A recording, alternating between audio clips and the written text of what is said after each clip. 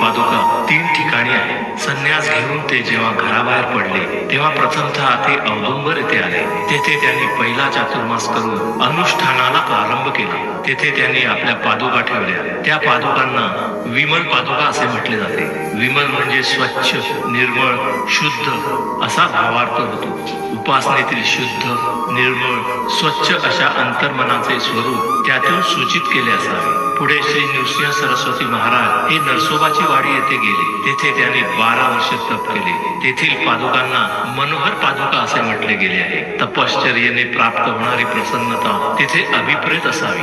जेव्हा तपश्चर्या किंवा अनुष्ठान हे अधिकाधिक काळ होते तेव्हा ही मनाची किंवा चित्ताची प्रसन्नता मुखावर विलसत असते. स्वतः श्री गुरुंनी सांगितले की तुम्हा सहित औदुंबर आमच्या पादुका मनोहर पूजा करीती जे तत्पर मनकामना पूर्ती जाणा. त्यानंतर श्री नृसिंह सरस्वती महाराज गाणगापूर येथे आले. प्रथम त्यांनी संगमावर 24 वर्षे अनुष्ठान केले. श्री शैल पर्वतात जाऊन पाताळ गंगेकडील कर्दळी वनात ते गुप्त झाले. पण त्यापूर्वी त्याने त्या मठात आपल्या पादुका ठेवल्या. त्यास निर्गुण पादुका असे म्हटले जाते. निर्गुण म्हणजे परब्रह्म स्वरूप तसेच गुणातीत अवस्थेतील अवतारी असाही